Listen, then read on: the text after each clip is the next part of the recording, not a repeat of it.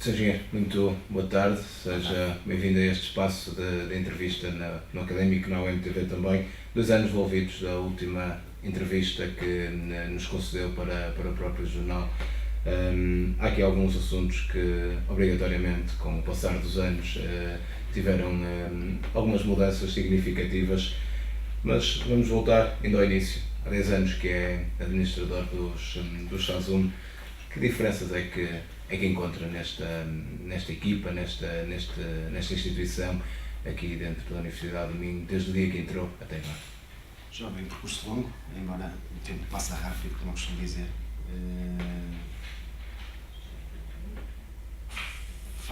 Fez 10 anos muito recentemente e tem sido um trabalho interessante, embora os serviços estão muito diferentes daquilo que os encontrei em 2003.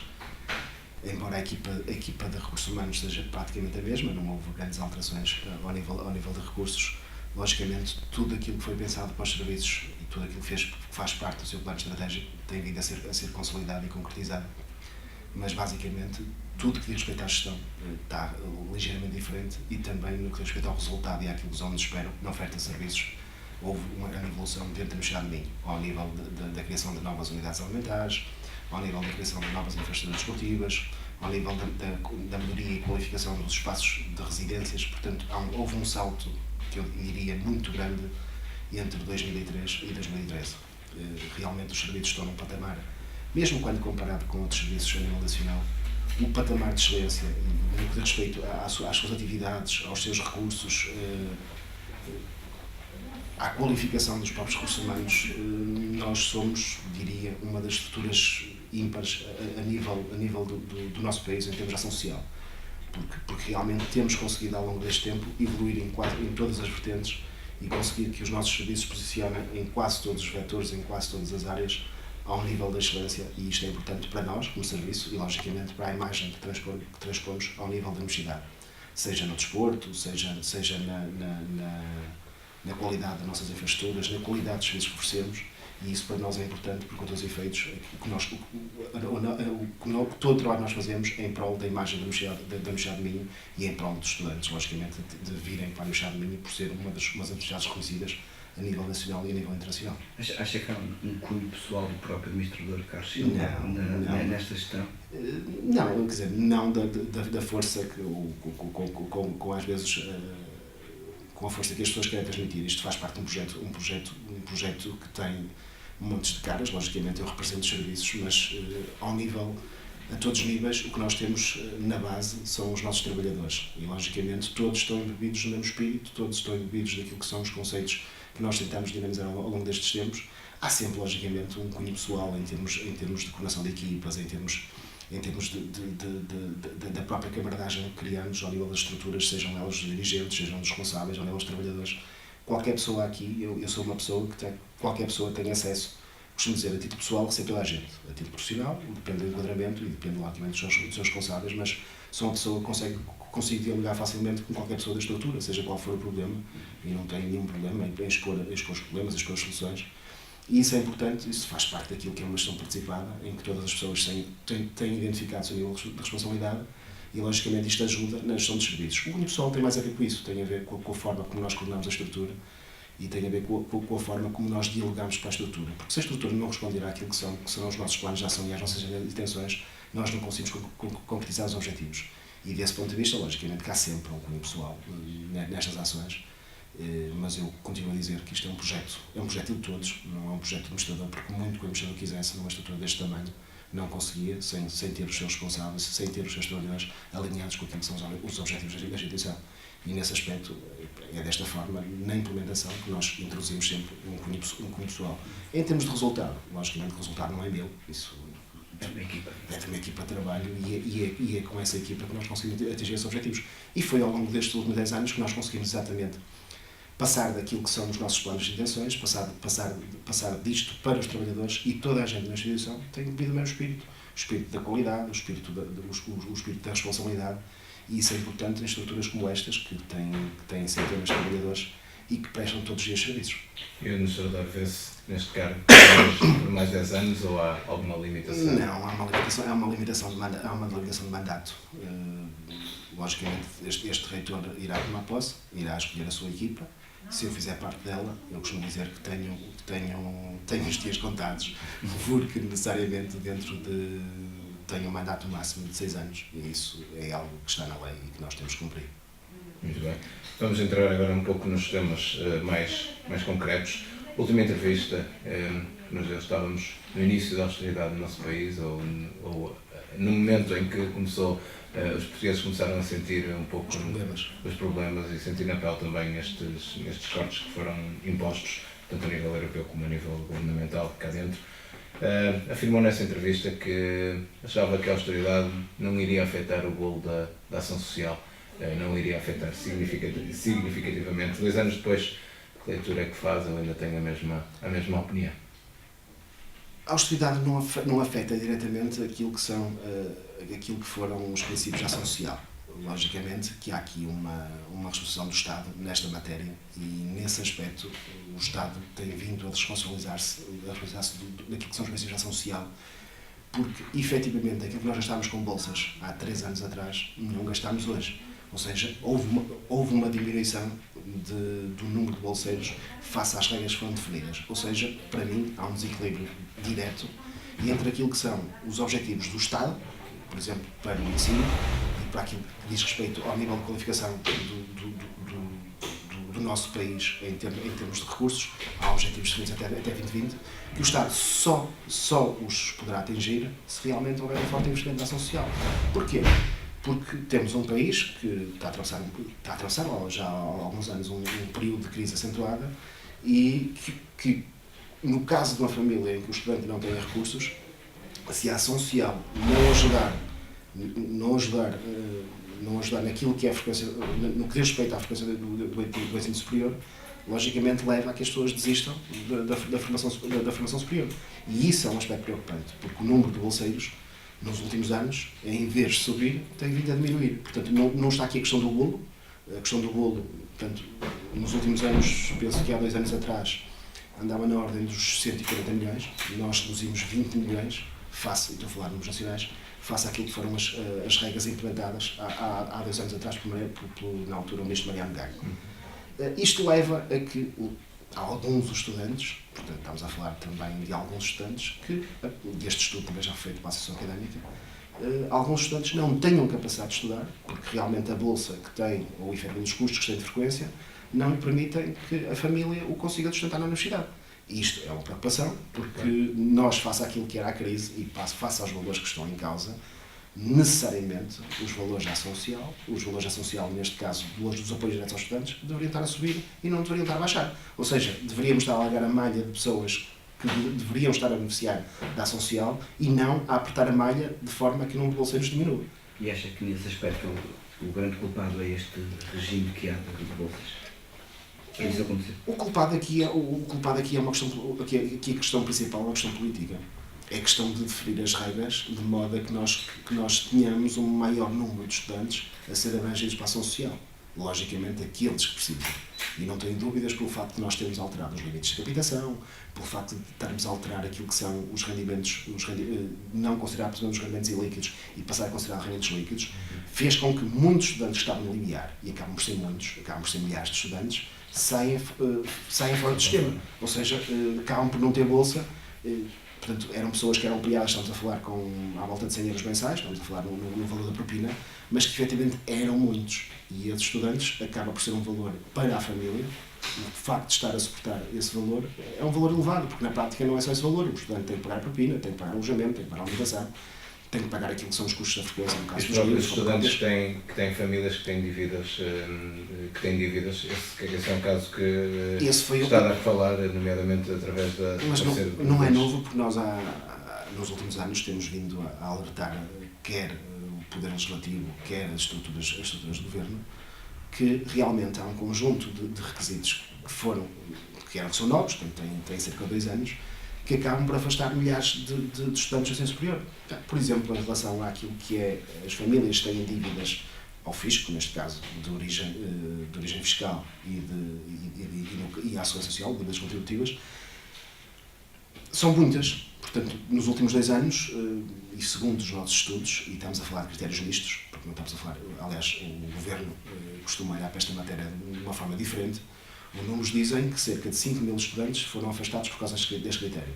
Embora o Governo diga... A nível nacional. A nível nacional. Embora o Governo diga que são muito menos porque quando olha apenas para aquele requisito, porque há outros, quando olha apenas para aquele requisito, o número é inferior. Mas nós temos de olhar para aquilo que é o número global, ou seja, qual será o número de pessoas em Portugal que, se tivesse apenas dívidas, sem olhar para outros critérios, qual seria o número de estudantes que seriam excluídos do sistema da Seguridade Social? Neste caso, dos apoios diretos de bolsa. É um número elevado. E na Universidade de Minho consegue quantificar? Na Universidade de Minho, o ano passado, tivemos poucos casos. Tivemos cerca de 50 a 60 casos. Ou seja, nos últimos 2 anos, o número não tem sido muito elevado. Mas, por exemplo, este ano o número vai ser ligeiramente superior. Porquê? Nós estamos inseridos numa região com um contexto económico frágil. As famílias são famílias que têm os seus trabalhadores, que têm os seus elementos a trabalhar por conta de outra. As empresas muitas vezes entram em processo de falência, não pagam, ou as pessoas mesmo, os trabalhadores independentes, não têm capacidade de pagar ou a questão do IRS, ou até a questão da Segurança Social, por um mês, 2, por um período curto às vezes, e muitas vezes são penalizados. O estudante é penalizado porque a família tem dívidas contributivas ou dívidas fiscais. Até pode ser um selo de um carro que não esteja a ser emitido. É uma dívida fiscal.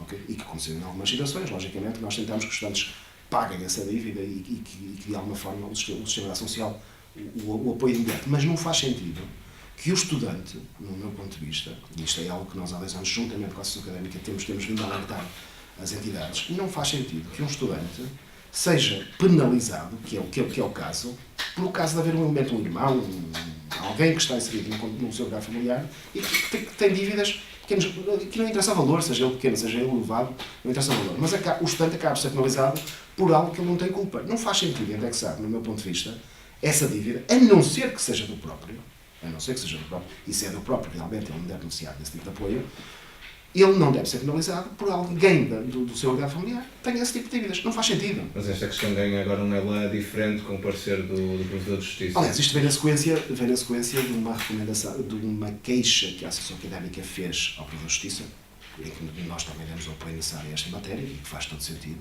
em que os estudantes quiseram participar ao Provedor de Justiça, que realmente as regras, e estamos a falar desde há 2 anos que isto tem vindo a ser feito de forma ativa pela Associação Académica, e realmente verificamos que o Provedor deu razão em toda a linha àquilo que foi a queixa da Associação Académica. Porquê? Porque todos os aspectos que estão, e foi fortemente vinculado pela imprensa, todos os aspectos que foram referidos pela Associação Académica eram aspectos que o Provedor deu razão à Associação Académica. Portanto, e isto neste momento só faz sentido que, neste caso, o Governo olhe para aquilo que foi a recomendação e a aplique de imediato. Não faz sentido que este problema... E espera que aplique, entretanto? Eu espero que aplique em toda a linha. Espero mesmo. Porque há bocado falava de que há uma diferença entre o querer e o realmente ser na prática. Não, porque isto tem sido algo que nós temos vindo ao longo dos últimos anos a notar, é que realmente o Governo pode ter boas intenções, mas depois na prática nunca as aplica. E necessariamente o mundo está cheio de boas intenções. Aqui o que é necessário é que realmente estas boas intenções sejam passadas à prática. Não faz sentido de forma alguma que haja um conjunto de recomendações que são recomendações que o Provedor classifica de inconstitucionais numa série de vertentes que nós temos vindo a refutar e que vem na linha da mudança daquilo que foi o próprio regulamento, em que retiraram. Não faz, eu vou tentar arrancá-las de forma muito rápida. Não faz sentido que seja considerado para efeitos de bolsa o rendimento que a família não tem. O que é que me interessa que não considere um rendimento líquido se esse não é um rendimento disponível para a família? E o Provedor diz que no caso das categorias B, e o caso das categorias B, trabalhadores por conta própria e empresários, a família está a ser beneficiada. Porquê? Porque é descontado um valor àquilo que foi os rendimentos dessas categorias e que quase dá o valor líquido. Mas no caso de uma família, que são a maior parte dos casos, que sejam trabalhadores por conta de outrem, o valor que é considerado é o valor líquido. Esse não é o rendimento disponível da família. Ou seja, quando eu olho para a Bolsa, eu estou a dizer o valor da Bolsa é calculado sobre aquilo que foram os rendimentos que foram atribuídos àquela pessoa. Mas o rendimento que foi atribuído àquela pessoa não é o rendimento que a família tem disponível, porque tem que pagar impostos, tem que pagar a segurança social, tem que pagar um conjunto de contribuições que o Estado define e que na prática esse agregado não tem. Que sentido é que faz? Que justiça é que existe quando eu olho para esta questão? E na prática, aquela família, como diz muitas vezes, eu até posso ter um rendimento ilíquido de 1.100 euros. Mas na prática, e isto tem sido a forte contestação dos estudantes em fase de reclamação, eu na prática não tenho esse dinheiro. Na prática tenho um valor abaixo daquilo que é o limiar de captação. Ou seja, há uma diferença grande, e é grande mesmo, estamos a falar de valores que podem chegar a 35%, entre aquilo que são os rendimentos ilíquidos e aquilo que deviam ser considerados como rendimentos da família. São os rendimentos líquidos, é aquilo que entra na conta daquela família. Deduzo por isso que ainda falta muito para termos um sistema de ação social mais justo. Eu acho que o sistema anterior, o sistema que esteve a vigorar no período da década até 2010, portanto, entre o ano 2000 e 2010. Este governo entrar em funções praticamente. Este e o anterior, aliás, porque a grande mudança aconteceu no governo socialista, aconteceu com o professor Mariano Gago. Logicamente aqui há um esquema de continuidade e não têm sido feitas alterações segundo o regulamento, mas deviam ter sido feitas. Eu acho que o sistema anterior era mais justo, primeiro porque realmente estas questões não estavam implícitas no regulamento. Estas questões que são referidas por Vedor são realmente tudo aquilo que nós classificamos de injusto e de inconstitucional neste despacho. Aliás, ainda há aqui a questão jurídica que eu nem sequer quero abordar, porque isto tenho dúvidas claras sobre o nível de competência da pessoa que está a emitir, neste caso, gestão de despacho, nem sequer é decreto. Há muito tempo que nós lutamos para esta justiça, que seja um decreto, que tenha alguma estabilidade, quer para os estudantes, quer para os serviços. Não faz sentido que todos os anos as regras mudem. Tudo isto tem implicações ao nível dos sistemas de informação, ao nível dos processos de análise, e tudo isto é complicado e faz com que se atrasem os processos. Mas, de uma vez por todas, o sistema cada vez tem que ser mais justo. Se nós achamos que há aspectos que são irregulares, que não são corretos, nós temos todos os serviços em Portugal e as universidades, no caso do Conselho de Reitores, têm feito realmente esta transmissão destas informações, destas penalizações que tem o regulamento, quer ao Ministro, quer à Assembleia da República, os estudantes também, os serviços de ação social através das universidades também. Bem, não faz sentido que em Portugal nós continuemos com um sistema deste, não faz. Ou seja, sentem-se que não estão a ser ouvidos. Não. Há aqui uma daquilo que está a transmitir, há aqui todo um consenso a nível dos reitores, dos estudantes. O governo tem ouvidos loucos, acaba por não ouvir aquilo que é a realidade do sistema. Porque aqui o que está em causa, na prática, é a questão de não querer reforçar a verba da ação social. Logicamente que isto tem implicações. Eu não tenho dúvidas. Eu não tenho dúvidas que o impacto, por exemplo, de considerar os rendimentos, e isto são alguns estudos, logicamente, não tenho aqui números exatos, também não tenho os dados a nível nacional de todo o sistema, mas não tenho dúvidas, por exemplo, passar de rendimentos ilíquidos para rendimentos líquidos, terá um impacto na ordem, por exemplo, dos 20 milhões de euros. Não tenho. Okay? Não tenho dúvidas que, por exemplo, que uma questão de justiça de não imputarmos a responsabilidade das dívidas contributivas e fiscais ao estudante, que tem um impacto na ordem dos 5 milhões de euros.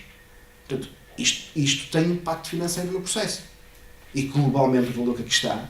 Agora, isto que aqui está deveria ser exatamente o investimento que o Estado deveria fazer, neste caso, o Governo, no sistema, no regulamento de bolsas. Porque é uma questão de justiça. Porque se realmente as coisas, se nós tivéssemos o regulamento anterior, e se ele tivesse sido ajustado, o que ia acontecer é que o número de bolseiros ia subir e a projeção do valor que nós tínhamos de 2009, 2010, por exemplo, para 2013, 2014, seria natural este aumento. Portanto, se nós temos as famílias a ganhar menos, se realmente as famílias têm menos capacidade financeira, porque foi reduzido o salário dos trabalhadores da administração pública, foram reduzidos os salários de muitos trabalhadores do setor privado, se isto acontece, logicamente que deveria haver uma tradução desta redução para o sistema de bolsas. Então o que é que se faz? Não, reduz os salários e reduz o sistema e aperta-se a mão. Não faz sentido. Não faz sentido. Com o sistema a ficar mais apertado e mais reduzido, entra aqui o Fundo Social de Emergência, que de certa forma ajuda aqui a colmatar algumas deficiências a nível do sistema de ação social. Em relação a este Fundo Social de Emergência, que papel é que está aqui reservado para os serviços de ação social nesta matéria? No último ano, este ano, em 2013, foi criado o regulamento que rege este fundo. É um fundo que visa colmatar alguns apoios aos estudantes que, de alguma forma, não entra na malha daquilo que foi o sistema de ação social e que acabam por ser penalizados porque têm dívidas fiscais, porque têm algumas situações que o próprio regulamento não prevê e, de alguma forma, quisemos, juntamente com a Associação Académica, várias entidades, a Associação Académica, o provedor, neste caso o reitor e os serviços, tentar criar um processo de financiamento ao estudante que visasse que alguns estudantes que não tivessem apoio à ação social continuassem a frequentar a universidade. O limite máximo desse apoio é a propina mínima, a propina máxima, neste caso, o valor mínimo que nós temos no sistema de ação social, que ronda os 1000 e poucos euros, mas de alguma forma, no ano anterior, em cerca de 60 candidatos, conseguimos que 50 estudantes fossem apoiados. Com o valor que foi gasto ou que foi investido nos estudantes, neste caso não é gasto, é investido, é assim que deve ser considerado, isto é um investimento no estudante, rondou cerca de 31 mil euros, mas temos consciência que se realmente as regras da ação social não forem revistas, e ainda este ano, e durante este processo, é assim, eu sinceramente, em grande parte das situações, o impacto é apenas uma questão de recálculo. Porque se o governo chegar aqui e dizer assim, ok, vamos considerar rendimentos, vamos passar a deixar de considerar rendimentos ilíquidos e vamos considerar líquidos. A única coisa que o sistema faz é chegar ao sistema, porque todo o processo de candidatura é feito num sistema de informação da DGES. É muito fácil pegar e rever todo o sistema. É apenas uma implicação de revisão de fórmula e de recálculo. É a mesma questão em relação aos alunos que têm dívidas fiscais e contributivas. O sistema tem identificado a situação, o estudante, nós passamos a analisar o processo, muitos deles até são automáticos, o estudante passa a ter bolsa, passa de imediato a ter bolsa.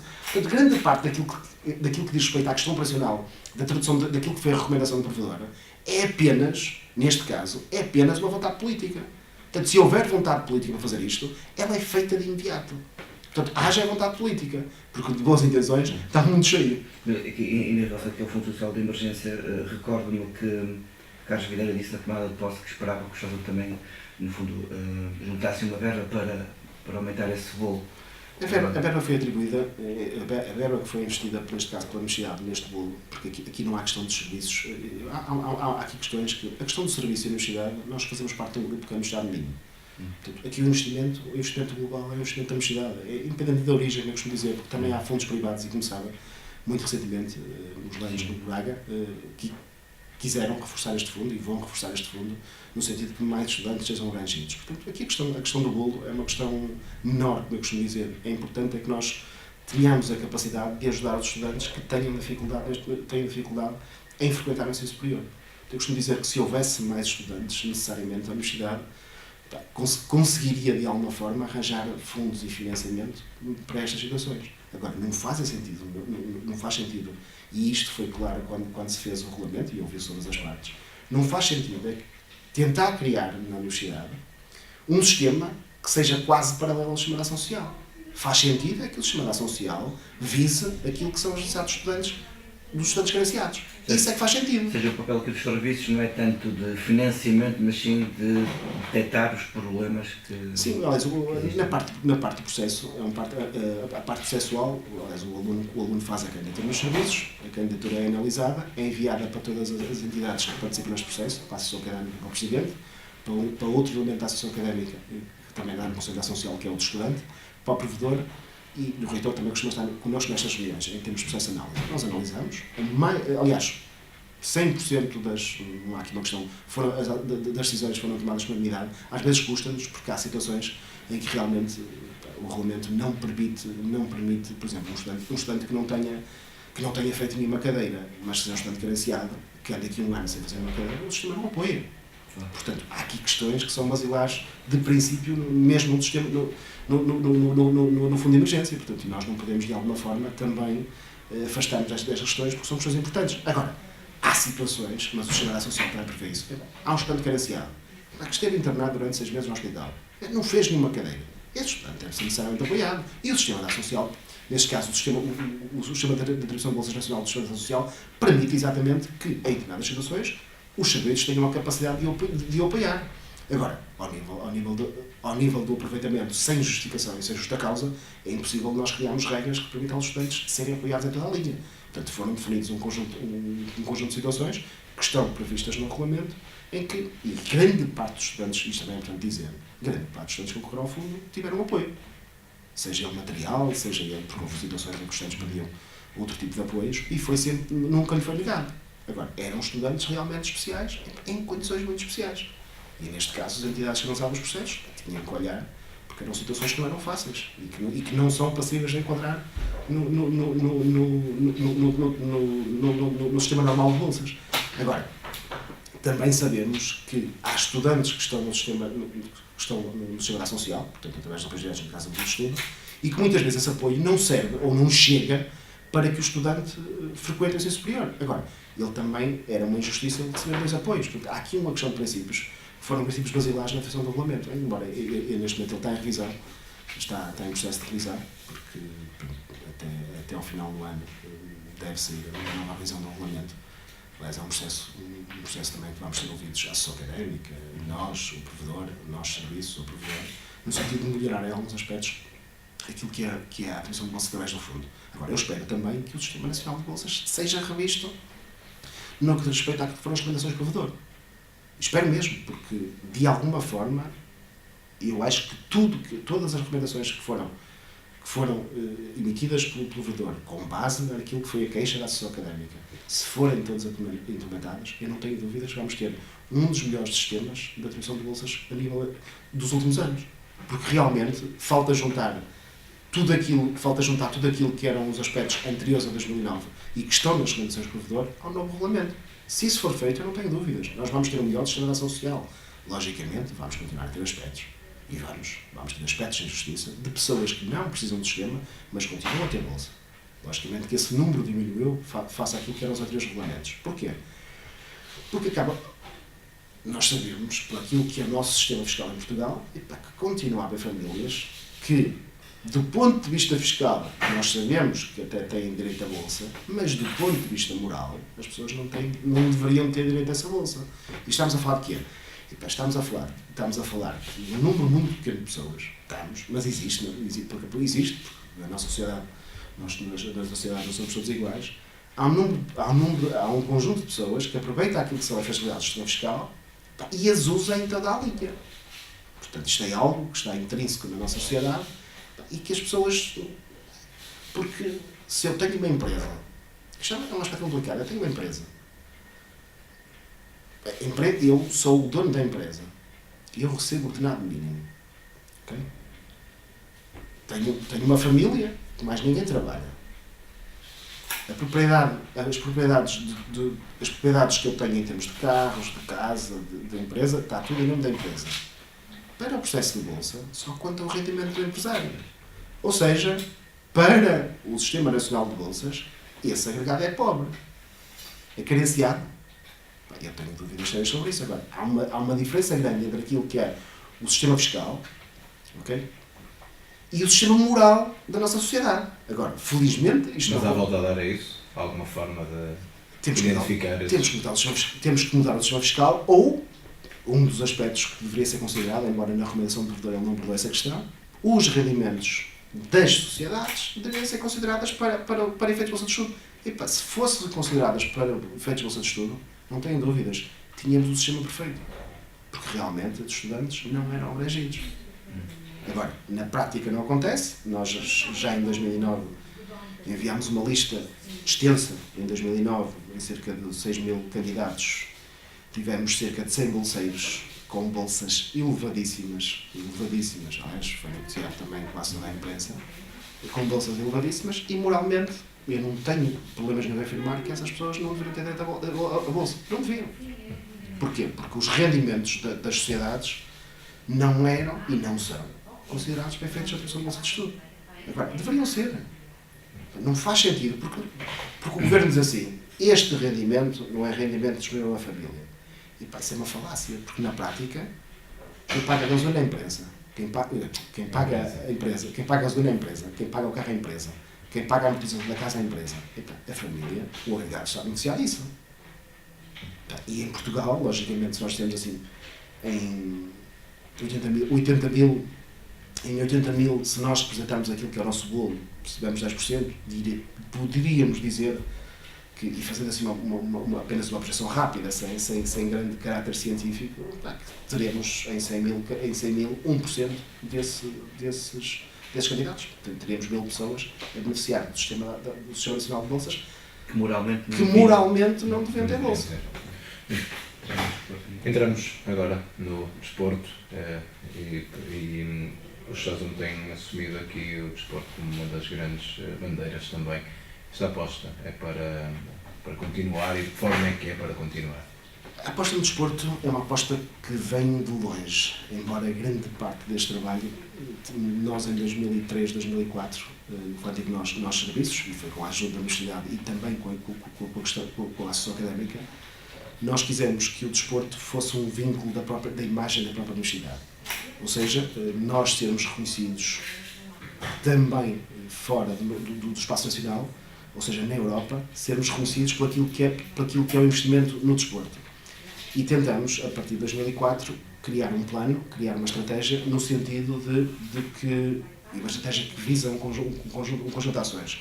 Primeiro, aumentarmos os nossos resultados em termos de produção nacional, para que conseguíssemos participar nos campeonatos europeus, que a Universidade fosse reconhecida e, ao mesmo tempo, na mesma linha, tentarmos trazer para a Universidade esse reconhecimento através das candidaturas aos campeonatos europeus universitários.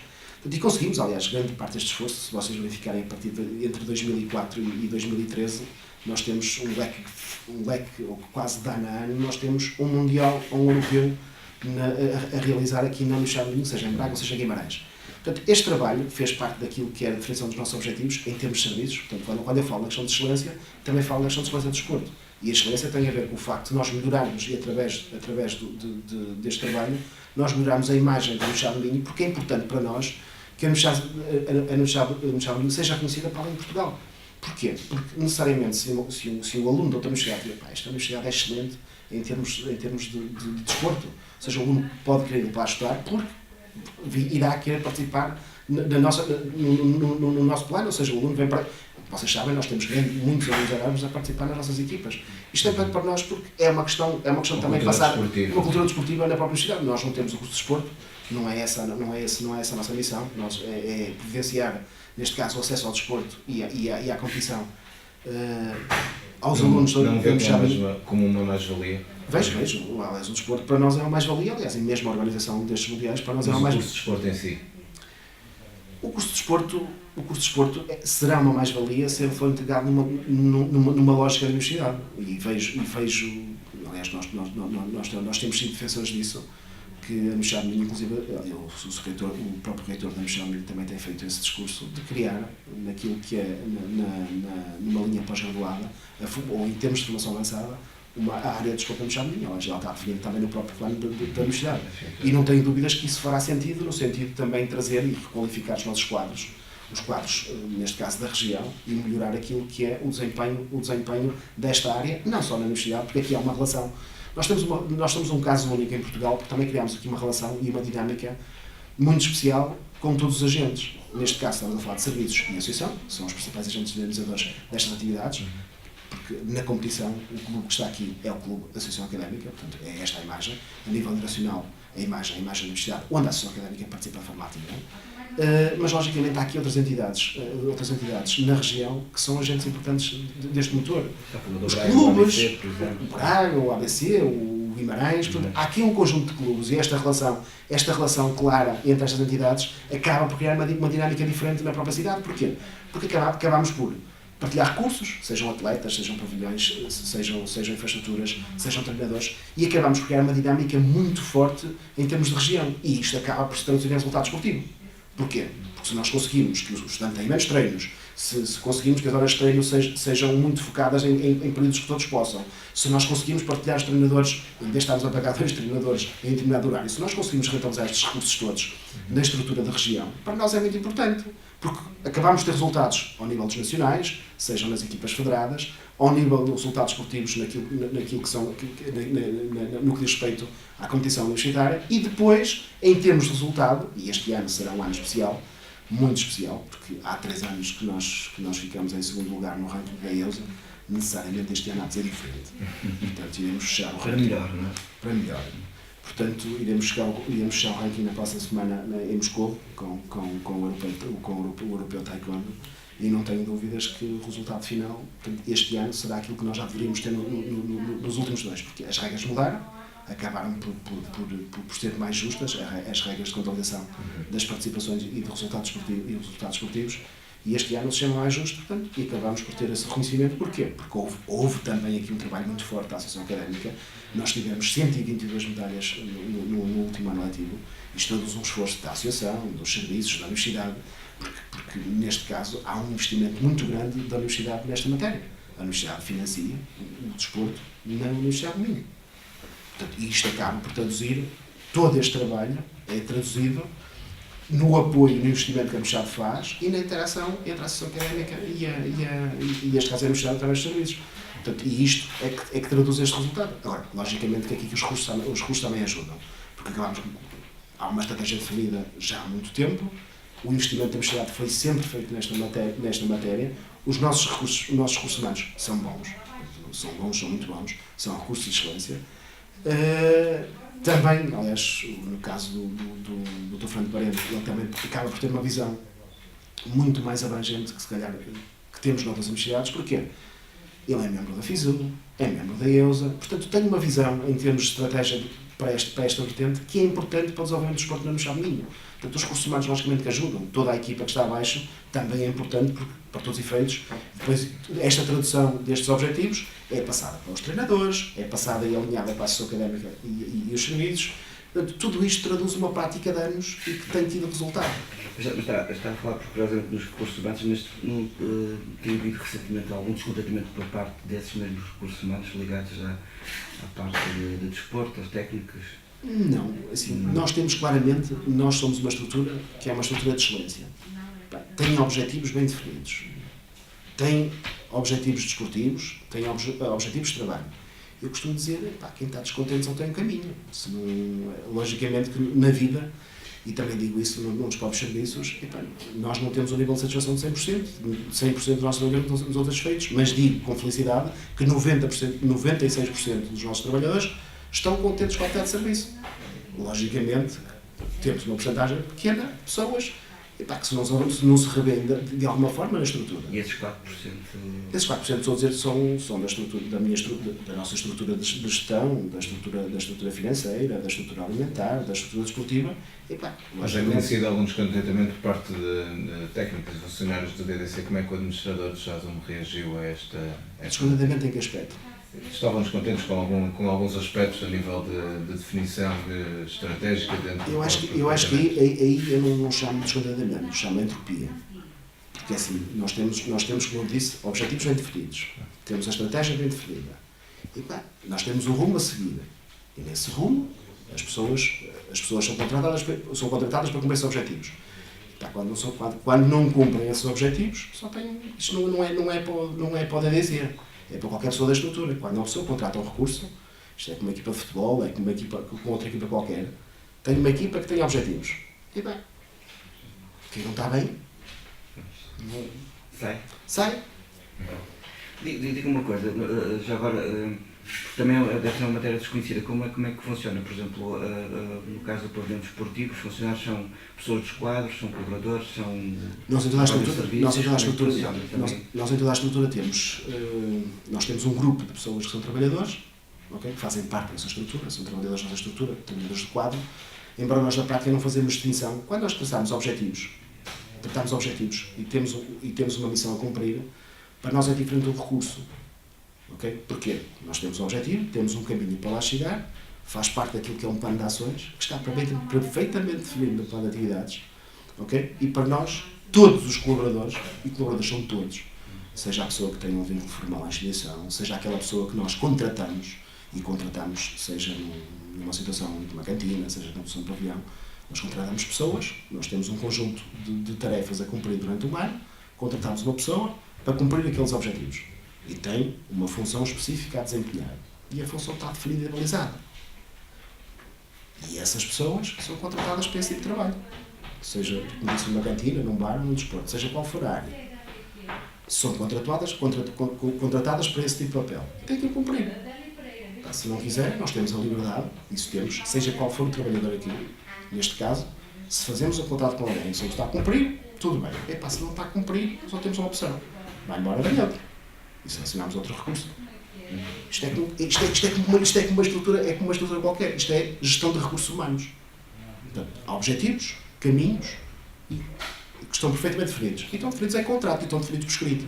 Não estão definidos por liberdade de ninguém. Okay? Então, nós somos uma estrutura não, somos uma estrutura certificada. Não, nós temos os nossos processos perfeitamente bem definidos. Portanto, o nível de responsabilidade de cada pessoa, num bar, qualquer pessoa num bar sabe qual é o seu nível de responsabilidade. Sabe aquilo que tem que fazer. Sabe, portanto, neste caso, quais são as suas responsabilidades em termos de desempenho da sua função. Isto estão escritas. Nós não inventamos nada. Portanto, se as pessoas têm nível de responsabilidade que cumprem, tudo bem. Quando não cumprem, seja quem for a pessoa, uma pessoa tem reuniões com frequência, e nós temos reuniões mensais. Todos os meses eu reúno com 25 pessoas nesta estrutura e avalio 52 rácios. Okay? 52 critérios de desempenho da organização são avaliados mensalmente. E avaliamos se está a subir, se está a descer, se está ao lado, se não está ao lado. E quando não está bem, vamos ver porquê. E quando não está bem, nós vamos reunir cada vez mais baixo, seja qual for a estrutura, com as pessoas que estão a fazer aquele trabalho e a perceber o que é que está bem e o que é que está mal. E às vezes realmente há desequilíbrios na organização, mas isso acontece em todo lado. Mas deixa-me ser frontal, pedir também frontalidade na questão. Confirma que houve algum tipo de conversa, reunião com esses elementos que estavam abaixo das expectativas ou longe desse plano? Eu confirmo que há reuniões frequentes com toda a gente da estrutura.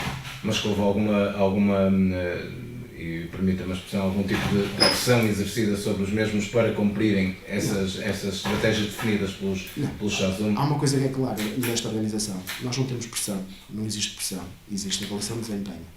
Cada um de nós traduz a avaliação de desempenho, seja ele em relação aos objetivos, seja ele às responsabilidades, da forma que quiser.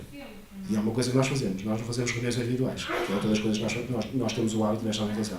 Quando fazemos avaliação coletiva dentro de cada um dos grupos.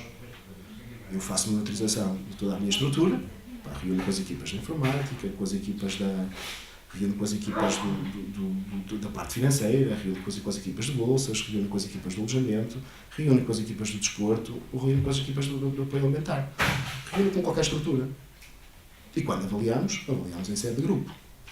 Dizemos, meus senhores, o vosso nível de objetivos é este, o vosso nível de responsabilidades é este. Se alguém não está a cumprir individualmente, a pessoa não é falar do grupo. Nós também não temos o hábito de fazermos a avaliação das pessoas, por isso é que há reuniões globais, há reuniões setoriais e há reuniões individuais. Aliás, faz parte do nosso processo associado é feito em toda a linha, ou seja, o processo de avaliação da organização é feito de forma constante, é monitorizado de forma constante. E fazemos reuniões, já lhe disse, eu faço reuniões mensalmente, e eu mensalmente faço reuniões com toda a estrutura. Okay? Todos os meses eu reúno com o nível da estrutura. Em relação à estrutura? E às vezes, quando, por exemplo, com as bolsas, reúno 2 ou 3 vezes por semana. Se achar que a matéria é para reunir 2 vezes por semana, reúno. Se for com o desporto, também reúno com o desporto, se for necessário, 2 vezes por semana. Reúno com toda a estrutura. E faço passar as mensagens de forma clara. E é uma coisa que eu faço, é que faço de forma coletiva. Porque se eu quisesse passar uma mensagem, não é o meu estilo de gestão, se eu quisesse passar outro tipo de mensagem, não fazia de forma coletiva.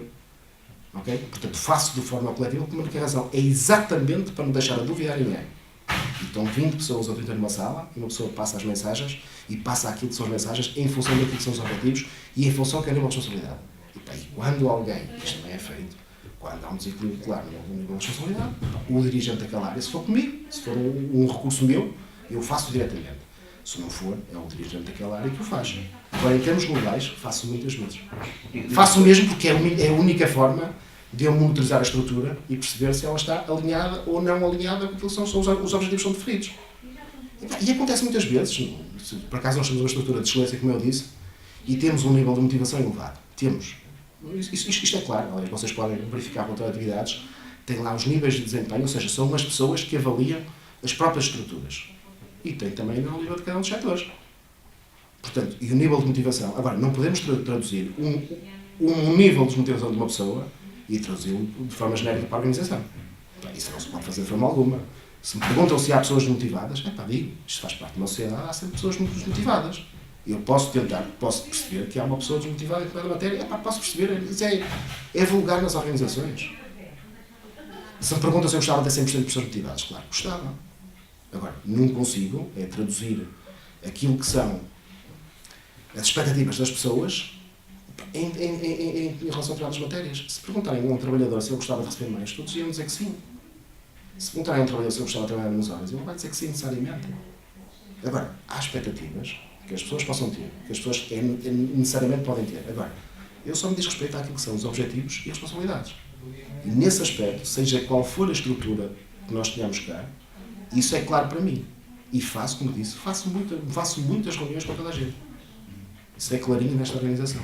Aqui algum, eu ia perguntar, é um tom muito informal, mas no seu tempo de estudante, não era conhecido como tropa, não é? Há aqui alguma tropa nesta gestão também? Não, tem mais a ver com a identificação de níveis de responsabilidade. Nós às vezes, isto tem a ver com estas coisas, nós às vezes estamos numa organização e não sabemos de forma clara qual é o nosso...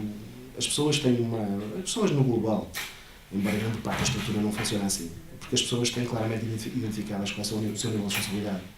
Toda a gente muitas vezes gosta de extravasar o seu nível de responsabilidade, mas faz parte de extravasar o nível de responsabilidade já é indisciplina, porque muitas vezes depende de como uma mensagem é dita. Quando me perguntaram um bocado se eu exerço pressão sobre as pessoas, não. Eu faço uma coisa clara. Os objetivos foram estes, foram traçados em conjunto. Então, os objetivos não estão a ser atingidos. As pessoas têm, dentro das equipas, que verificar porque é que não estão. Assim, quem conhece melhor a estrutura, isto é como uma equipa de futsal ou uma equipa de handball. Se a equipa está a funcionar mal, o treinador tem que verificar juntamente os atletas porque é que a equipa está a funcionar mal. Okay? Mas o Presidente pode dar recomendações ao treinador. O Presidente pode dar recomendações e até pode motivar a equipa e dizer: atenção, meus senhores, nós temos isto a cumprir, nós temos que cumprir estes objetivos, vocês têm este nível de responsabilidade, a responsabilidade é vossa, vocês têm que a cumprir. Ok? E isto, e agora se isto é feito, mensalmente, tenho aqui vários níveis, eu não tenho só os dirigentes, parece que era fácil reunir com 4, era uma coisa fácil, mas não tenho só os dirigentes. Eu tenho quase todos os níveis de responsabilidade. Porquê? Porque é importante que toda a gente da estrutura, e se me perguntam se é fácil, se é difícil, no início era mais difícil, agora é fácil, porque a estrutura realmente bebeu essa cultura. E é importante que as pessoas percebam quando alguma coisa está mal, o que é que está mal e porque é que está mal. Okay? Quando alguma coisa é feita de forma errada, o que é que se fez de errado? Não me interessa saber, costumo dizer, aqui não interessa saber quem é o culpado, porque culpa temos todos. Seja qual for o processo que corra mal, não vale a pena, isto não vale a pena pegar uma pessoa e disparar contra uma parede, uma G3 e descarregar um carregador. Não faz sentido. Se alguma coisa corre mal, primeiro é preciso perceber o que é que corre mal. O que é que corre mal nisto? Porquê que corre mal? E tentar que as coisas corram de forma diferente. E isto faz-se com os objetivos e com as responsabilidades das pessoas. Necessariamente, nas organizações é normal que haja sempre coisas que não correm bem. É normal, isso faz parte da cultura. Nós, a sociedade, não somos uma sociedade perfeita, quem dera que fosse. Agora, se eu faço constantemente e faço muitas vezes por ano. É a única forma de eu conhecer a estrutura. E quanto melhor a conheço, melhor ela funciona. Necessariamente eu tenho sempre uma visão que é uma visão diferente. Não estou lá. As estruturas todas, eu não estou num bar, eu não estou numa cantina. Mas o facto de reunir com as pessoas, perceber o tema delas, perceber as suas dificuldades, perceber a sua forma de comunicar, perceber porque não estou a cumprir determinado tipo de matéria, para mim é importante. Mas é mesmo importante. Porque realmente, se uma pessoa não tiver um sistema de monitorização, só temos uma coisa. É chegarmos ao final e dizer, isto correu tudo mal. E não tivemos a capacidade de intervir quando foi necessário. E essa capacidade de intervir quando é necessária é importante, porque é a única forma da organização funcionar no seu todo. Isso é que é excelência. Porque para haver excelência tem que haver monitorização. Temos que ver o que é que está errado. Temos que ver as motivações e as motivações das pessoas. Okay? Mas as pessoas também têm que perceber o seu nível de responsabilidade na organização. É desta forma que trabalhamos. Vamos entrar estruturas, né? nas infraestruturas. Já há pouco falamos no desporto e de certa forma também já pincelou aqui esta questão das infraestruturas e as ligações que se fazem com as estruturas locais de ambas as cidades. A nível de infraestruturas, o tema do centro aquático, da requalificação do campo do Altar, foram abordadas pelo reitor da Universidade de Minho. Como é que o administrador de Chasum olha para estas duas? Eu olho para isto com bons olhos. Aliás, o projeto do Centro Aquático é um projeto antigo, é um projeto que está quase na gênese da Universidade. Tem sido muito difícil o seu financiamento. Porquê? Porque na altura em que os quadros do POVT, ou CREM, fundos europeus, o puderam financiar, houve um veto político a esta matéria. Foi claro. Portanto, um veto político de não querer que esse projeto andasse.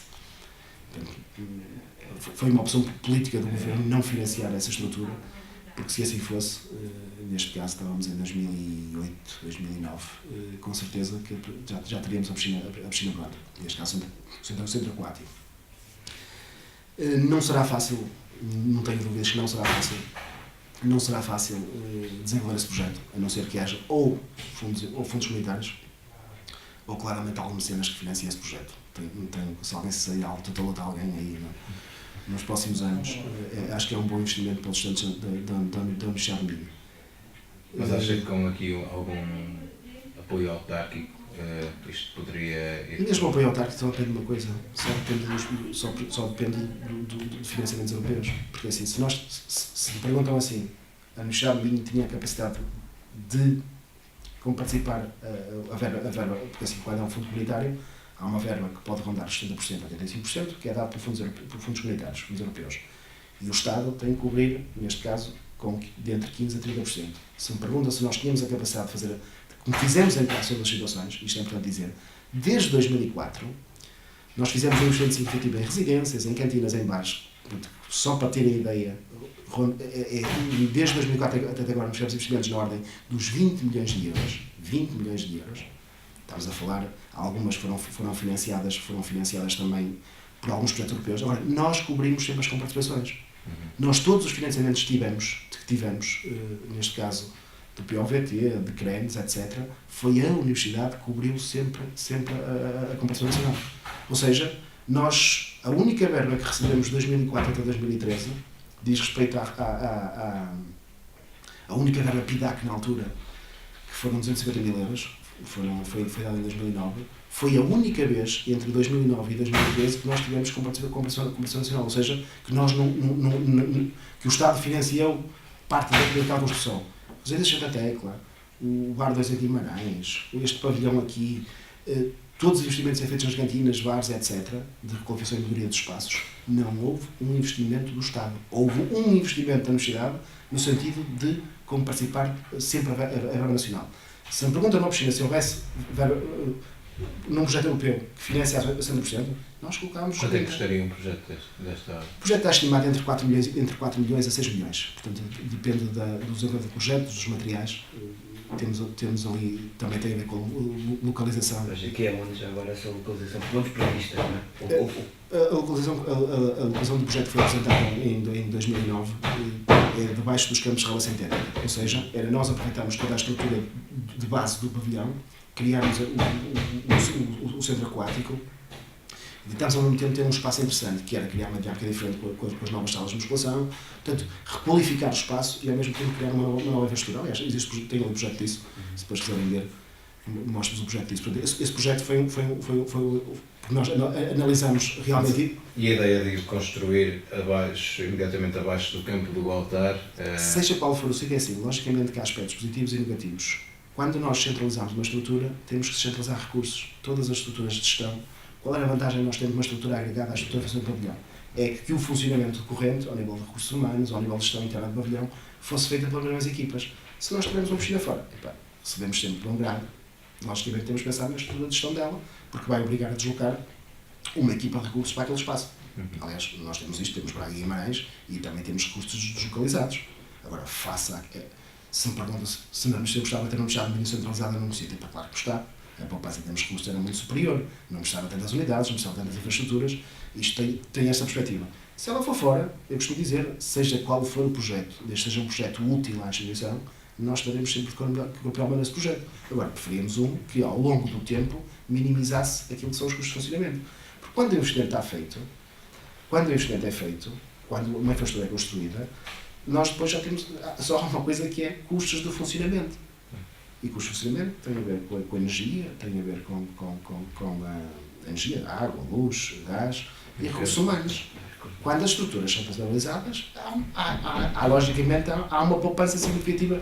Quando nós fazemos projeções a 10 anos, a 20 anos e 30 anos, nós olhamos para valores e as poupanças são elevadas. E se realmente se compensa, não tenho dúvidas que compensa. Eu prefiro gastar mais 1 milhão ou mais 500 mil numa infraestrutura que fica anexa a uma determinada estrutura, porque eu vou poupar nos próximos anos. Não tenho dúvidas nenhumas. E essa estrutura, assim, porque a nível autárquico, não é? Há aquela famosa piscina olímpica que está ali, uma espécie de indecisão, de impasse, não é? Acha que esta estrutura podia ser, por exemplo, uma alternativa a essa piscina olímpica? Ou seja, este centro aquático não só servir aqui os alunos da universidade, mas também servir a comunidade? Aliás, como é o serviço de desporto, será certo a comunidade, não é? Nós, em todas as infraestruturas, além de sabermos o estudante, porque o estudante tem um período em que não frequenta necessariamente o serviço desportivo. A maior parte dos treinos são feitos num período de noite, ou seja, num período em que não tem aulas. Há um período grande, mesmo ao fim de semana, há um período grande, durante o dia, em que necessariamente nós temos uma baixa rentabilidade da estrutura. E a única forma de nós ganharmos algo com isto é envolver a comunidade. Isto deve ser feito não só em relação aos recursos, neste caso as infraestruturas da universidade, mas às infraestruturas da cidade. Que sentido é que faz? Nós temos uma cidade que tivesse 50 piscinas, se durante 14 horas elas não são usadas. Agora, faz sentido, quando nós projetamos um equipamento, olharmos para aquilo que é o nosso mercado e olhar para a envolvente. E necessariamente, se nós tivéssemos um centro aquático, eu não tenho dúvidas que era para dar resposta a necessidades de escolas que tivessem envolvente, há necessidades é aquilo que são os projetos dos freguesias que tivessem envolvente, há necessidades e projetos que têm a ver com os clubes também envolvente, há a captação de novos mercados que têm a ver com a terceira idade, que nós não temos a capacidade de uma infraestrutura atual. Nós não temos a capacidade de captar classes com pessoas que tenham acima de 60 anos, por exemplo. Mas se tivéssemos uma piscina, não tenho dúvidas disso. Porquê? Porque são classes que podem ser feitas em planos de água. Aliás, a maior parte daquilo que são as necessidades e das necessidades, sejam nossas, sejam exteriores, estamos avaliadas. E realmente, eu não posso ter uma equipa não tenho uma equipa de pessoas com 65 anos a jogar futebol no pavilhão. Mas se tivesse um plano de água, tinha necessariamente que há tipo de classes que estavam ligadas à vertente de saúde, em que as pessoas não têm dúvidas que vinham para cá desenvolver esse. Ou seja, é um projeto que se calhar facilmente é rentabilizado. É um projeto que facilmente é rentabilizado. Neste plano de ação, no nosso plano de ação de execução deste projeto, também tentámos avaliar isso. Não seria difícil, mesmo sem investimento, nós desenhamos esse projeto, fizemos a avaliação do mercado feito, numa linha há 30 anos, assim, não, nós vamos fazer um investimento. Okay? E vamos pagá-lo a 30 anos. Não tenho dúvidas que também seria concretizável. Agora, o esforço desse investimento era muito superior. Eu não tenho dúvidas disso. Eu preferia fazer outra coisa diferente. Um estudante que tivesse a capacidade financeira pagava agora os próximos 20 anos. E nós fazíamos o centro aquático. Agora, nós não temos essa cultura em Portugal. Não temos mesmo. Há países que têm essa cultura, em que os estudantes fazem um investimento para os próximos anos e beneficiam desse investimento, em vez de ele pagar 10 anos de utilização, ou 20 anos de utilização, paga 10 agora. E beneficia de 20. Isto é feito em vários países. E há muita gente, há muito estudante. Ainda agora vi, na última semana, vi um investimento feito em Dublin de uma infraestrutura desportiva nova, completamente nova, com tudo isto que vocês possam imaginar. Desde piscina olímpica, piscina para lazer, campos e uma infraestrutura de 4 campos com uma pista coberta dentro da própria estrutura. Estamos a falar de um investimento, foi na Irlanda, estamos a falar de um investimento que rondou os cerca de 50 milhões de euros. A comparticipação da Irlanda foi paga pelos estudantes. Ou seja, os estudantes pagaram um FII, neste caso 250 a 300 euros, para usar aquela infraestrutura durante X tempo. Ou seja, agora, são culturas que também não são fáceis. Porquê? Porque naquele mercado as pessoas viram que aquele investimento era algo que eles podiam participar, e como participam com um FII, em que vão ter resultados porque têm uma infraestrutura, pá, é das melhores da Europa. Eu diria que foi das melhores infraestruturas da Europa que vimos nos últimos anos. Agora, é um país que tem as mesmas limitações que nós. Agora, tem uma cultura que é diferente. Se calhar tem mais capacidade financeira que os portugueses. Agora, também não é fácil, nós pedimos a um estudante para comerciar um investimento destes. Não é fácil, porque nós sabemos, nós não temos um universo de pessoas que tenham capacidade financeira. Porque se tivéssemos, se calhar, como eu vejo em Israel as infraestruturas públicas são pagas pelas famílias, são doações. Em Portugal, esta questão é uma questão que a Michel tem abordado, a questão de fundraising, de tentar arranjar financiadores no exterior que financiem investimento, que são novas infraestruturas. Agora, nós temos pouca cultura em Portugal e isto, não tenho dúvidas, que daqui a 10 ou 20 anos nós estamos numa situação diferente. Se calhar as pessoas sentem-se na necessidade de, se querem melhorar as suas estruturas, sejam elas da universidade, sejam elas das juntas, veem de alguma forma a sua responsabilidade crescida. Porquê? Ou porque o Estado não tem capacidade financeira, ou porque é a única forma rápida das famílias terem esse retorno. Porque necessariamente, se nós olharmos para aquilo que são os nossos enquadramentos de junta, etc., se nós vemos que realmente a junta quer desenvolver determinado tipo de projeto, a Câmara quer desenvolver tipo de projeto, a Universidade quer desenvolver determinado tipo de projeto, não tem financiamento, e se as pessoas virem valor acrescentado em cima desse projeto, se calhar as pessoas participam. Porque isto acontece em situações muito particulares e se calhar a nível de investimento mais pequeno. Mas é uma cultura que nós ainda não temos. Eu acho que necessariamente iremos ter no futuro, nesta fase ainda não temos essa cultura. Agora, não há soluções mágicas, a mais fácil seria ser o doutor de alguém. Essa seria a mais fácil. Estamos a caminhar para o fim, por isso também, e a entrevista já vai longa, por isso vamos tentar sintetizar aqui estas últimas questões. Mundial de Karaté recentemente atribuído à Universidade do Minho. Temos também um Mundial para o próximo ano, Handball, aqui na Universidade do Minho. Europeu de Handball da Universidade do Minho. O que é que se pode esperar destas organizações? Nós tivemos uma participação no Mundial de Handball o ano passado, em que nós fizemos tudo para que Portugal levasse uma equipa. Era uma equipa que tinha de base os alunos da Universidade do Minho, tinha muitos. Aliás, foi o handball Para o treinador também. Para o treinador também, foi escolhido pela Federação. Mas temos feito um investimento muito forte em algumas áreas, e que diz respeito àquela interação que eu referi há um bocado entre os clubes, a associação e a universidade. E que acaba por nos fortalecer em termos de desenvolvimento desportivo e também em termos de resultado. Ou seja, nós temos melhores atletas de Portugal a participar nos europeus e nos mundiais. Nós fomos vice-campeões do mundo, Portugal foi vice-campeão do mundo.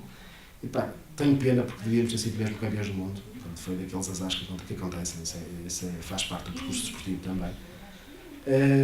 E realmente esta tradução é efetiva quando nós temos estes mundiais. Portanto, nós fazemos tudo para que Portugal possa, de alguma forma, ter a capacidade de criar estes resultados. E quanto mais não seja na nossa casa, é mais fácil desenvolver os projetos. Para nós também é interessante, eu não vou dizer o contrário, para nós a universidade é muito interessante porque trazemos cá centenas de estudantes para participar nestes europeus, nestes mundiais. Portanto, nós temos este ano o Mundial de Handball, temos o próximo ano o Europeu de Handball e temos em 2015 o Mundial em 2016 o Mundial de Karaté, que é uma teoria recente, saiu do resultado no dia 9 e traduz, como já referi, o investimento que fazemos nesta área. É importante. Eu espero que tenha resultado. Quer em termos de europeu, gostávamos de ter campeões europeus aqui na Universidade, gostávamos que Portugal fosse campeão do mundo aqui na Universidade. Ao nível de Karaté, nós queremos, e isto faz parte da estratégia para desenvolver o Karaté também nesta região, porque de alguma forma, quando nós fazemos estes mundiais, criamos sinergias para que a nível local estes projetos sejam dinamizados. E é importante também para expor as modalidades. Porque necessariamente, e vocês sabem disto, nós ao nível do Taekwondo, Braga é a capital do Taekwondo em Portugal. E necessariamente a questão do Karaté foi uma questão importante por causa do número de atletas que participam. Para nós é importante porque também é uma forma de nós rentabilizarmos as estruturas da universidade. Isto é feito em períodos em que nós temos cá, as nossas estruturas estão vazias, temos a capacidade de elogiar na residência, temos a capacidade de mostrar tudo que há melhor na universidade. E isto para nós, em termos de imagem, é a melhor coisa que nós podemos fazer.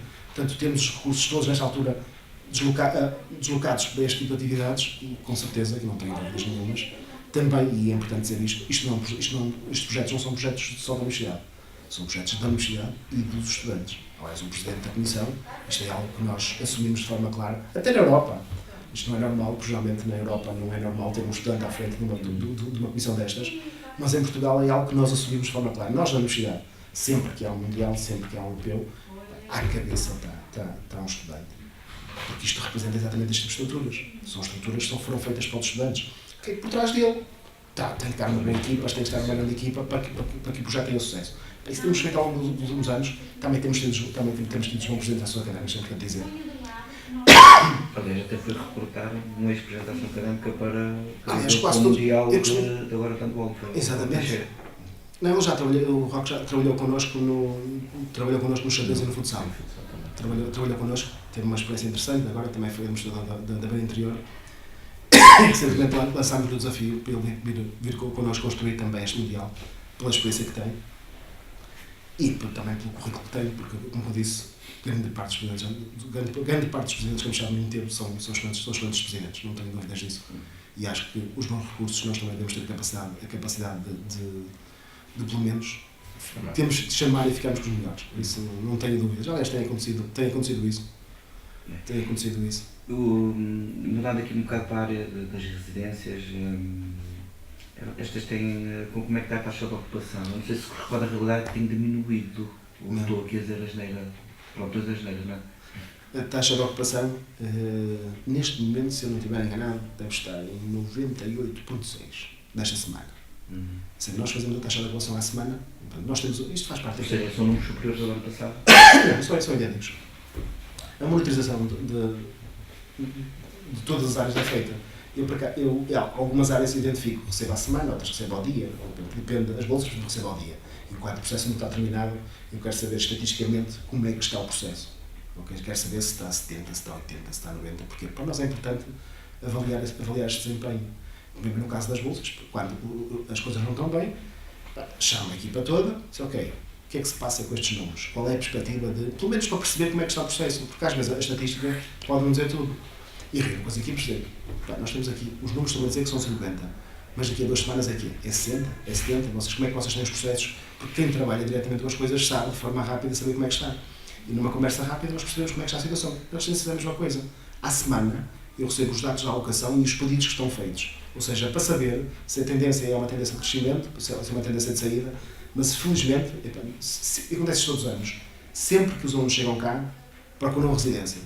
Depois há muitos que arranjam um amigo, que arranjam um colega, não sei o que mais, e acabam por sair da residência. E isso não é uma certa concorrência? Como é que, por exemplo, os serviços de ação social se vão poder posicionar face a este mercado fora, não é? Porque, por exemplo, um estudante consegue hoje em dia arranjar um quarto com um amigo pelo mesmo preço de uma residência universitária? Não consegue arranjar um quarto com um amigo como? Em que não paga luz, em que não paga água, que tem acesso à internet, sem custo, que tenha acesso à TV cabo, sem custo, em que tenha um conjunto de infraestruturas nesses espaços que permitam comer e lanchar do ponto de vista social. Ou seja, muitas vezes o estudante, e nós às vezes temos a ideia que se vão para residências carenciados, estão enganados. O número de pessoas que não são carenciadas e que estão na residência é elevado. Porquê? Tem excelentes salas de estudo, tem, se calhar o quarto não é grande, mas tem uma sala ao lado onde as pessoas podem estudar. Não tem grande infraestrutura alimentar, mas tem um conjunto de serviços que lhe visa exatamente isso. E muitas pessoas procuram residência por causa desta conjunção de fatores. Aliás, eu costumo dizer que as residências são procuradas em função de um conjunto de fatores. Quem vai para a residência X é porque tem casa de banho próprio, tem a casa de banho no quarto. Mas quem vai para a residência Y é porque tem TV a cabo. Okay? Há um conjunto de fatores que as pessoas valorizam e que nós às vezes tentamos perceber a relação, e que são diferentes de pessoa para pessoa. Há pessoas que têm fortes capacidades financeiras, fortes mesmo, e preferem entrar na residência. Porquê? Vai lá dormir, não tem que se chatear, tem onde comer, tem lá sempre o bar aberto, tem salas de estudo, tem uns colegas, também ajuda muito o facto de ter colegas do mesmo curso, ou da mesma zona, ou da zona onde vive, nesse espaço. E depois nós notamos que realmente há ali a criação de amizades e relações entre estudantes que acabam por ser fortes, porque eles nos dão seguintes, inclusive pedem para ficar ou com essa pessoa, ou pedem para ficar perto, ou pedem para ficar no mesmo bloco. Criam-se ali uma série de relações interessantes. Da residência é um espaço, é mais que um espaço de quarto, é um espaço de convívio, onde as pessoas criam laços que nós muitas vezes não compreendemos, porque realmente as residências são espaços próprios. Ou seja, não há concorrência então, não tem essa... Não, porque assim, porque o preço que praticamos com estas variáveis todas acaba por ser baixo para o estudante. E é algo que o estudante pode dizer assim, eu gasto X ali, mas não gasto nem mais um tostão. Em que se eu estiver fora, se ligo o aquecedor, se ligo isto, se ligo a televisão, se gasto neto, eu pago isso à parte. E quando uma pessoa olha para o custo é completamente diferente. Aliás, depois há o inverso, há estudantes que saem da residência e há outros que querem entrar. Portanto, agora, normalmente os espaços que temos, e temos vindo a modificá-los também, em termos de qualificação, em termos de estrutura, são suficientes para a procura de primeiro ciclo. Porque um estudante de segundo e terceiro ciclo já não procura uma residência da forma que nós a temos concebida. Um estudante que tenha mais capacidade financeira, não se importa de pagar mais, mas quer ter outro tipo de serviço. Okay? Quer ter, por exemplo, nem quer fazer a cama, quer que alguém faça a cama, quer que o quarto esteja arrumado. Portanto, há um conjunto, o terceiro ciclo então, é completamente diferente. Portanto, nós temos, as residências estão bem direcionadas para aquilo que é o primeiro ciclo e parte do segundo ciclo, mas para aquilo que é a formação avançada em terceiro ciclo, ou até para os estudantes Erasmus, há muita gente que prefere pagar mais, okay, e ter outro tipo de serviço. E para isso nós ainda não temos necessariamente este tipo de infraestruturas. Não há necessidade de repensar a estratégia? Não, há está a ser feita, juntamente com o próprio reitor, com a própria reitoria. Nós estamos a identificar determinados mercados emergentes para os próximos anos, também em termos de mercados de novos alunos, e estamos a tentar criar determinado tipo de infraestrutura para responder a estas necessidades. Isto vai ser feito. Residências novas ou residências, ou requalificação, ou adaptação de espaços, porque nós podemos chegar a um bloco e dizer, ok, eu tenho aqui 2 quartos, vou fazer apartamentos neste grupo de quartos. Okay? Nós temos essa capacidade, experimentámos isto em Santa Tecla no ano passado, ficámos só com 2 para uso interno dos serviços, okay? Nós temos alguns só para uso interno dos serviços, são 2, mas sentimos que realmente as pessoas procuram esse tipo de espaço. Por exemplo, agora no bloco E, os quartos de cima são quartos completamente diferentes, são quartos para professores, são quartos com outra dimensão, com outra amplitude, com tipo de vastura. E reparamos que as pessoas não se importam de pagar mais, porque acabam por pagar, mas têm outro tipo de serviço. O Sr. até falou na última entrevista que os edifícios antigos ao Museu Nogueira da Silva poderiam ser colocados no mercado de arrendamento. Poderá passar por aí uma solução? Pode passar por aí, pode passar por uma solução. São soluções que estão a ser estudadas, quer seja no museu, quer seja em outras áreas. Até projetos que envolvam a própria cidade, haver espaços nas cidades de Guimarães e Braga, no centro da cidade. O edifício Castelo podia ser um espaço, por exemplo, para residência universitária. Aí tinha que ser uma residência de luxo. Se fosse não estou a brincar, se fosse o Castelo, o Castelo dava um excelente hotel de charme, dava se calhar um excelente hotel para um mercado completamente diferente, porque necessariamente nós temos aqui, enquanto um estudante, isto são visões completamente dispares de estudantes. Um estudante nacional prefere ficar ao lado da universidade. Um estudante que vem do estrangeiro prefere ficar no centro da cidade. Se vocês perguntarem onde é que eles estão, eles não vivem cá. Estão quase todos no centro. Porquê? Porque nas suas cidades, nas cidades onde eles realmente têm aulas, eles deslocam, isto para eles é andar a pé. Ou a bicicleta. Portanto, nós temos realidades um bocado diferentes. Se calhar uma pessoa que está a fazer terceiro ciclo, depende das pessoas, logicamente. Se calhar aquelas pessoas querem ficar perto, mas há pessoas que não se importam de ficar no centro. E nós no centro encontramos opções de alojamento muito mais baratas que envolvem a universidade. E bem mais interessantes. Agora, o mercado de alojamento, Braga tem uma particularidade. Tem um mercado de alojamento perfeitamente indeferido. Tem oferta em excesso. Portanto, existem ou seja, existem casas vazias em Braga, mas existem muitas. É a única situação no país que nós temos. Nós temos o mercado aqui é uma coisa completamente variável. Nós temos um quarto aqui, até conseguimos alugar um quarto por 80 euros, fora, okay? Como alugamos quartos por 100 e 200 euros. Aqui perto, T0, já não hora dos 200 e tal euros. Portanto, o mercado de Braga é um mercado único a nível nacional. Porquê? Porque realmente Braga tem excelente alojamento e que permite exatamente fazer isto. Agora, temos o que temos, temos servido, temos níveis de ocupação elevados, mantém-se geralmente até ao final do ano. A nossa taxa de ocupação média até ao final do ano é superior a 95%. Portanto, nós temos taxas de ocupação muito elevadas.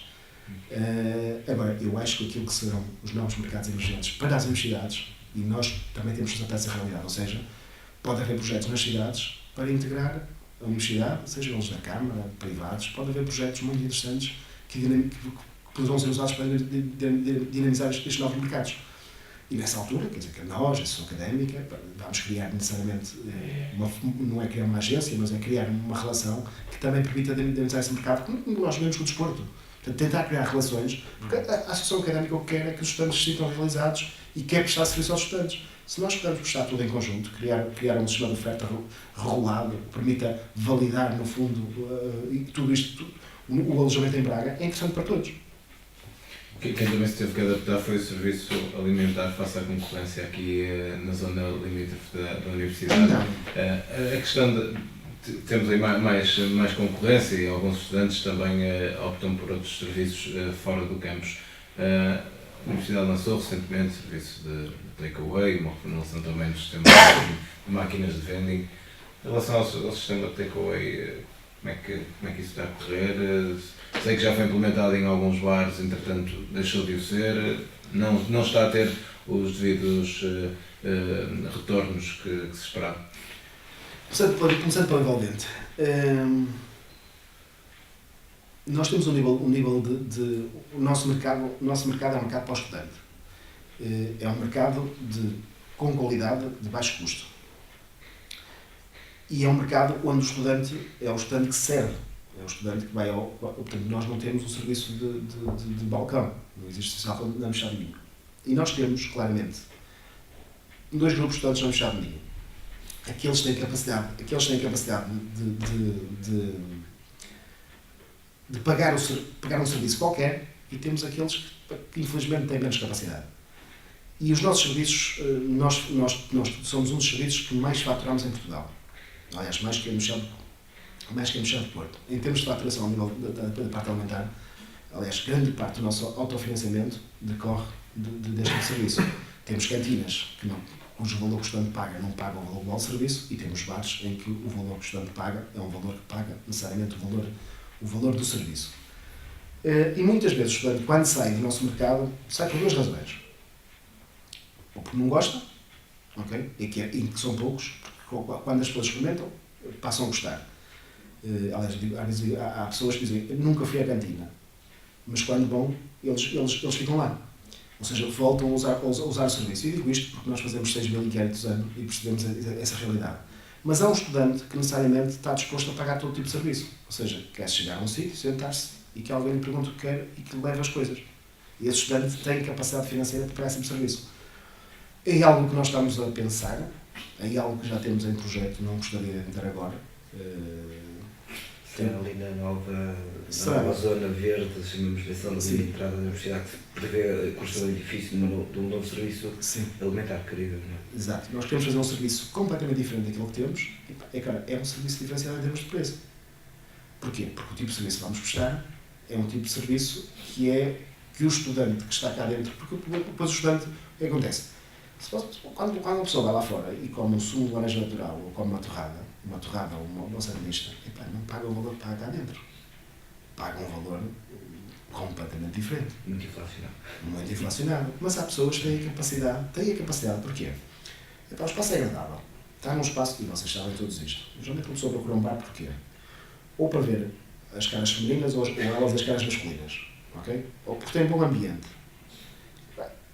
Passa uma música boa, não é? Passa uma música boa. Portanto, nós queremos oferecer um espaço que seja um espaço de todos, em que o estudante pode consumir ou não consumir, mas ter um espaço, falta-nos um espaço dessa universidade, um espaço diferenciado. Okay? Um espaço onde necessariamente nós vamos apostar em determinado tipo de vertente. É um espaço que tenha é um espaço para estudantes, é um espaço que servirá, e isto está a ser discutido em termos de projeto de ação académica, será um espaço também, será um espaço 24 horas, para os estudantes estudar, acesso à net, e oferecer um conjunto de vastos serviços numa área fulcral da universidade, de entrada na própria universidade. Porque nós não temos esse espaço. Nós temos um espaço que corresponde à necessidade do estudante ir comer em tempo de aula. Nós não temos nenhum espaço no campus, não temos. Portanto, não é um espaço de discoteca ou de ouvir música, é um espaço alimentar, mas que tenha um conjunto de valências diferenciadas daquelas que nós temos atualmente. Porque todos os nossos espaços de bares são espaços de área de estudo. Ou seja, a pessoa vai estudar, vai comer ao bar, vai estudar, vai para a biblioteca. Portanto, não é um espaço onde eu quero lá dar uma tarde, estou uma tarde. Porque é um espaço de muita rotatividade. Nós temos de encontrar um espaço, temos o projeto, estamos a delinear com a reitoria, fazer esse investimento num espaço. Já gostaríamos que fosse em 2013, não aconteceu. Mas realmente falta-nos isso. Nós não somos concorrentes, ou seja, o mercado exterior não é concorrencial a nós. Eles é que nos veem como concorrentes, porque eles não são nossos concorrentes. Agora, em termos alimentares, nós temos a capacidade de satisfazer ainda muito mais estudantes. Agora, o que tem acontecido é diferente. As pessoas não vão comer a envolvente, vão comer a casa. Grande parte dos estudantes, a perda que nós tivemos a nível alimentar nas cantinas, não é pelo estudante não vir cá, é porque o estudante sai há 1 hora, não tem horas tarde, não come cá, ele vai a casa. Porque a mãe prefere dizer assim, não, vais comer a casa, fica mais barato para ele, para a família, e ele ir comer a casa porque já não paga o passe. Portanto, e se ele ficar na universidade, ele vai ter que pagar a alimentação e vai ter que pagar lanche. Portanto, e há muito estudante, a partir do momento que a rede de transportes em Braga foi reformulada, e já foi há 2 anos, mais fortemente no ano passado, acabou por, e os horários também condicionam isto, porque se eu tivesse mais aulas de tarde, para nós o ideal era os alunos entrarem às 11 e saírem ao final da tarde. E todos comiam cá. Agora, na prática, isto traduz uma realidade que envolve professores, envolve a universidade e envolve os próprios estudantes. E os horários também são feitos para corresponder a isto. E quando o aluno ou só tem aulas de tarde, o aluno vem cá comer, já come em casa. Porquê? Nós também sabemos que a maior parte, que há um grupo muito grande de estudantes que é da região. E da região aqui da envolvente, ou seja, eles têm que passar de ir a casa, porque se isto não acontecesse, as residências não tinham essa capacidade. Portanto, a residência traduz, as próprias residências traduzem exatamente este tipo de mercado. Ele altera-se de ano por ano. Mas onde nós não estamos significativamente, de forma significativa. Quando alterou a rede de transportes, o impacto na alimentação foi uma coisa que não só pelo facto de haver um autocarro que vai para Vila Nova às 6 horas, o autocarro, em vez de ser de 1 hora, passou a ser de 30 a 20 minutos. Isso mudou completamente os hábitos das pessoas. Portanto, em termos alimentares, o mercado exterior não é concorrencial. Eles é que nos veem como concorrentes. Nós temos preços muito mais baratos. Agora, infelizmente, eu digo isto infelizmente, porque o mercado não envolvente tem-se alterado significativamente, portanto, há muitos espaços, há muita criação de muita rotatividade de lojas. Isto é mau, é sinal também que o mercado não tem a capacidade de segurar, porque muito poucas estruturas aqui nas ruas envolventes têm mantido ao longo de muitos anos. Se nós olharmos para a rua, só 4 ou 5 lojas é que se mantiveram durante estes últimos anos todos. O resto tem que ir a rodar. Para quase terminar, e se calhar entrar um bocadinho numa questão mais pessoal, paralelamente à atividade do administrador, não é? Eu acho que tem-se dedicado assim, um bocado à investigação e ao mundo da água. Não sei se isto tem algum projeto que esteja... Não tem nada a ver com aquilo que faço aqui. É mais um desafio pessoal. Eu gosto de desafios. Eu quando não tenho... Quando alguém não me consegue explicar uma coisa, eu não fico satisfeito enquanto não sou eu, enquanto não o consegui explicar. Eu tenho um desafio, estou praticamente a terminar. Mas infelizmente não é um problema fácil. Não é um problema fácil porque é um problema que tem alguns milhares de anos e nunca ninguém conseguiu explicar. Portanto, o meu desafio há de ser explicá-lo, nos próximos anos. Tem um desafio complicado pela frente. Hã? Tem um desafio complicado então pela frente. Nunca é complicado, depende sempre dos nossos níveis de motivações. Mas tem a ver com que temáticas quer concretizar? Tem a ver com energia. Com energia? Sim. Isto também, de certa forma, já está a pensar no dia em que sair daqui dedicar-se única e exclusivamente à investigação? Ou... Não sei. Tudo depende dos resultados. Se os resultados forem aqueles que eu espero, eu de continuar, porque é uma coisa que eu gostaria sempre de fazer na universidade. Eu gosto de prestar serviço público. De forma clara, eu gosto de ajudar os outros. Se eu consigo estar numa posição onde consigo ajudar alguém, sinto-me realizado por isso. Isso tem a ver com a minha forma de estar. Se eu conseguir fazer um projeto que ajude os outros, aí me sentir realizado ainda mais fortemente. Portanto, o meu projeto só tem a ver com isso. Mas tem tido bons indicadores para esse projeto ter bons resultados. Tenho. Então pode ser que estejamos aqui a falar com um gênio da Não. questão da água, podemos ter aqui alguma revolução energética. Não necessariamente, mas podemos ter algumas soluções. Já vi que é uma matéria que, por enquanto, segredo. Não é segredo, que eu por acaso tenho algumas pessoas da universidade a ajudar. É uma matéria assim, eu costumo dizer, se eu dedicasse o mesmo tempo que as outras pessoas dedicam ao problema, diria que eles estavam resolvido. Faço por carolice, neste momento deixou de ser carolice, passou a ser um objetivo perfeitamente claro. Um hobby profissional. Sim, costumo dizer, antes dedicava 14 horas a trabalho e dedicava o resto ao lazer e à família. Neste momento dedico 14 horas ao trabalho, dedico as mesmas horas à família e dedico o resto do tempo, que são 3 a 4 a 5 horas por dia, ou seja, durmo menos. Durmo necessariamente menos. Mas pronto, sinto-me realizado porque ao longo do tempo faço um investimento, tenho feito um investimento nesta matéria e não tenho dúvidas que vai dar resultados interessantes. Vai, porque começou exatamente por aí. Tentar descobrir a solução de um problema que ninguém descobriu. Pronto, eu tenho essa opção de... Ele está no parto de um filho. Qual é que é o problema já agora? O problema tem a ver, um problema muito simples, tem a ver com aquilo que são as capacidades da água. O que é que a água nos pode dar como fonte de energia? Como é que se detecta a água? Como é que se procura a água? Como é que se obtém a energia? Energia, na verdadeira essência do problema. Como é que se obtém energia a partir da água?